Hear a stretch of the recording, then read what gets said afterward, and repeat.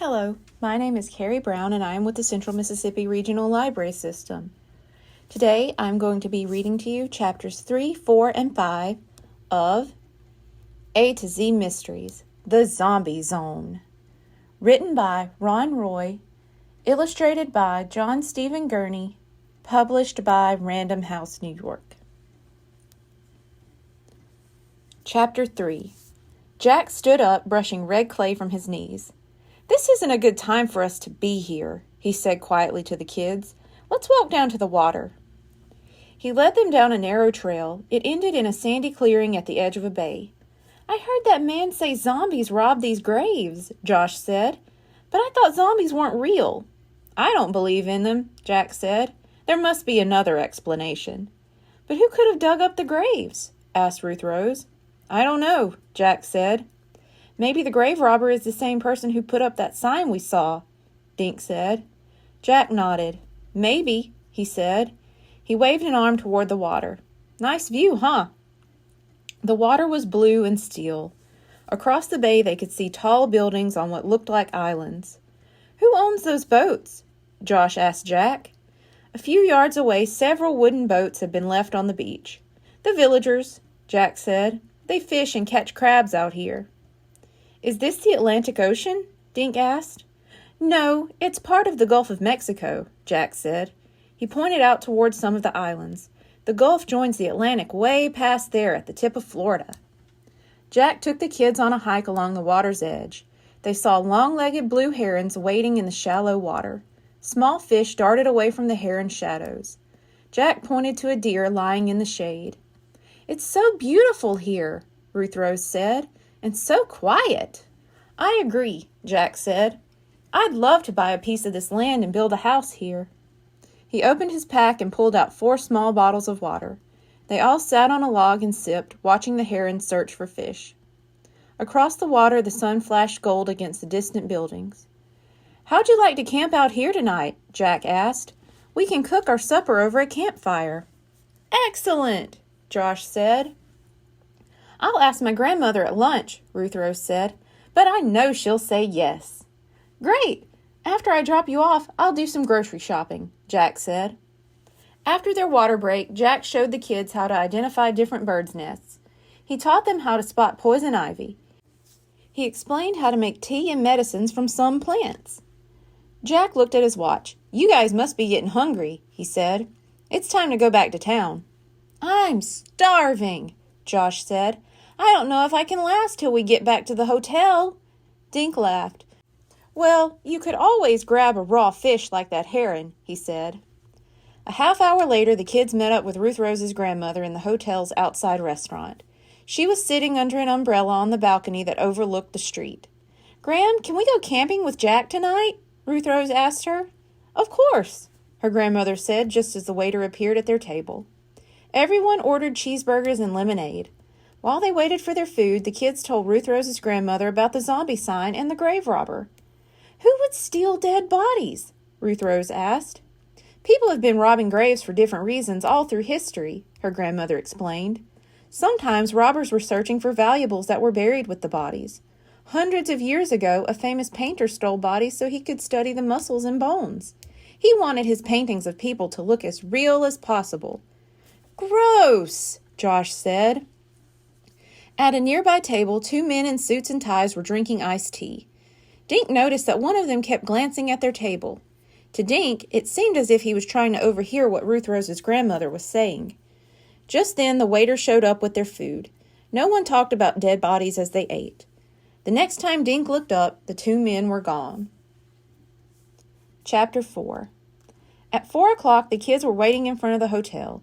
Jack's van showed up a few minutes later. Jack opened the rear doors. "I brought a tent big enough for all 3 of you," he told them. "Where will you sleep?" Ruth Rose asked. "In this." Jack showed them a rolled-up string hammock. They all climbed in and buckled up. Jack joined the late afternoon traffic. "Where are we going to camp?" Dink asked.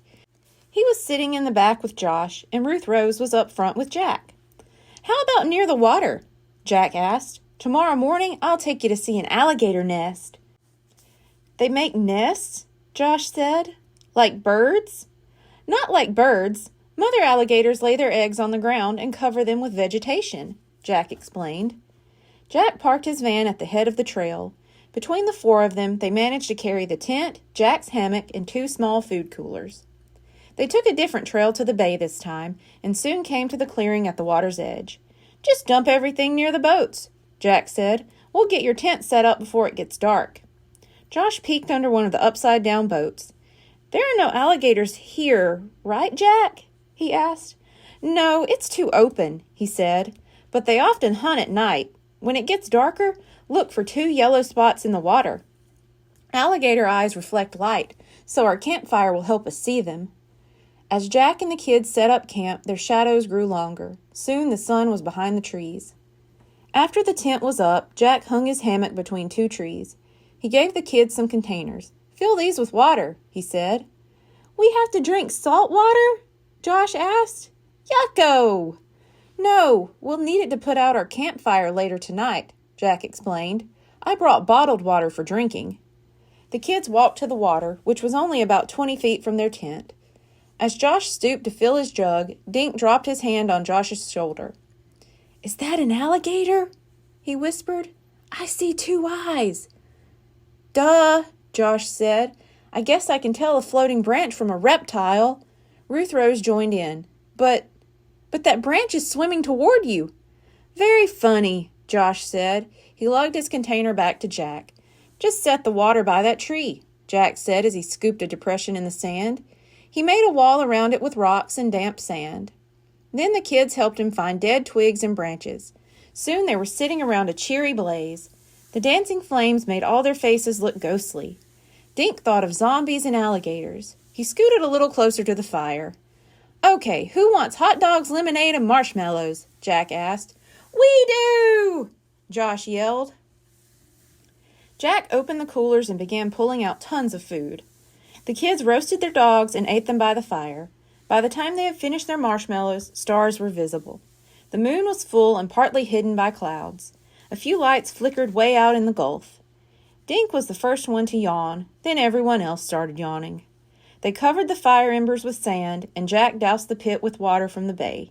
"Sleep tight," he said as the kids crawled into the tent. "You guys can sleep near the opening," Josh said. He crawled to the farthest end of the roomy tent. "Why?" Dink asked. "You usually like to sleep by the door." Josh pulled off his shirt and used it for a pillow. "Yeah, but this way if an alligator crawls in here," he said, "he'll eat you and Ruth Rose first." Later, Dink suddenly sat up in the tent. A noise had wakened him.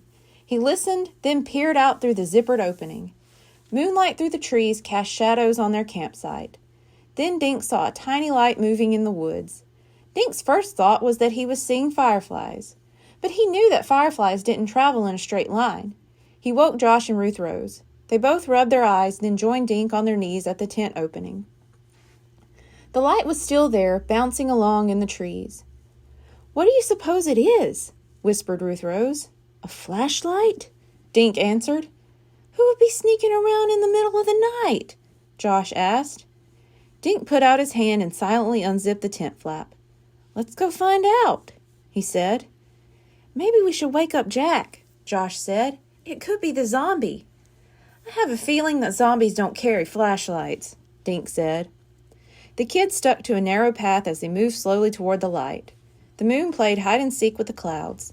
One moment it beamed down on them, the next it was gone. As they watched, the distant light would disappear, then glow again, only to vanish once more. The kids came to a spot where 3 trails crossed each other. They could turn right or left or go straight forward. "Which way?" asked Josh. "The middle one seems to head where the light was," Dink said. "Guys, that path goes to the cemetery," Ruth Rose said. "Oh my gosh," Josh croaked. "Maybe we're following the grave robber." "And if we hurry, we can catch him," Ruth Rose said. "I'm not catching anybody," Josh said. "Let's keep moving," Dink said.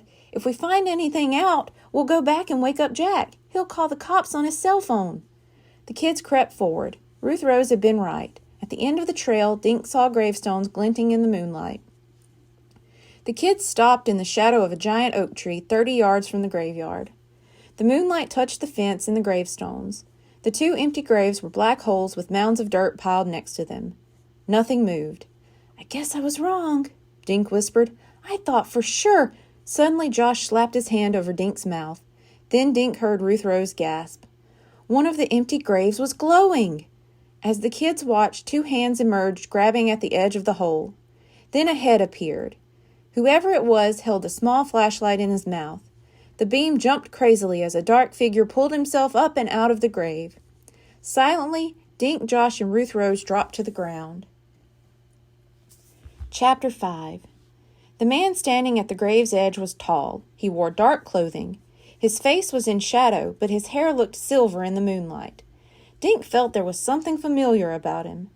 The man wiped red clay from his pant legs. Then he shone the flashlight on his wrist, causing his watch to gleam briefly.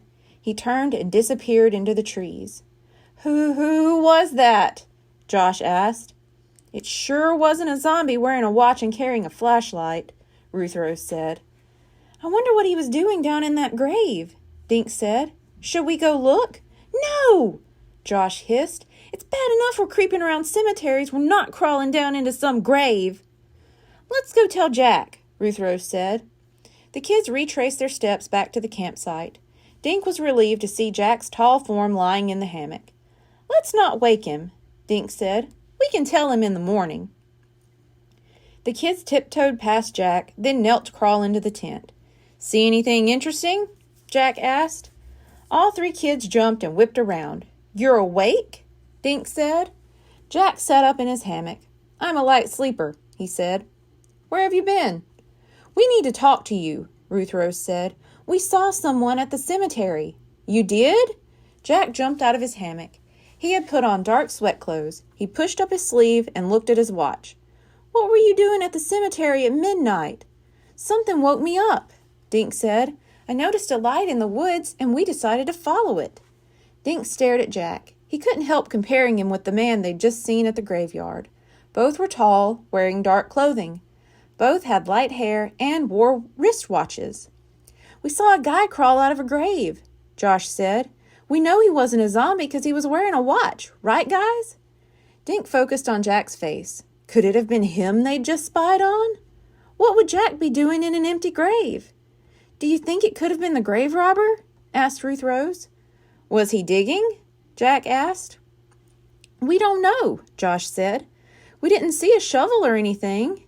Josh pointed at Dink. "He wanted to go down in it, but I said no way."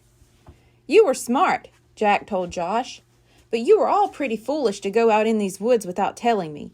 Don't do it again, okay?" The kids nodded. "Okay, but who do you think that was?" Ruth Rose asked. Jack stretched and leaned against one of his hammock trees. "My guess? One of the men from the village just checking out the cemetery. For all we know, they may have posted guards to make sure the grave robber doesn't steal anymore," he said. "But what was he doing down in one of the graves?" Josh asked. Jack shrugged. "I have no idea," he admitted. "Now, how about we get some sleep?" Jack hoisted himself back into his hammock. The kids crawled into the tent, and Dink zipped it shut. After they were settled, Dink lay on his back staring at the tent ceiling. He tried to remember if he'd taken a good look at Jack's hammock before they followed the flashlight. Dink didn't know for sure if Jack had been there when they'd left.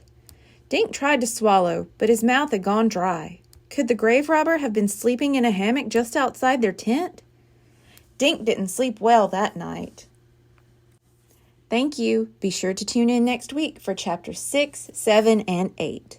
Goodbye.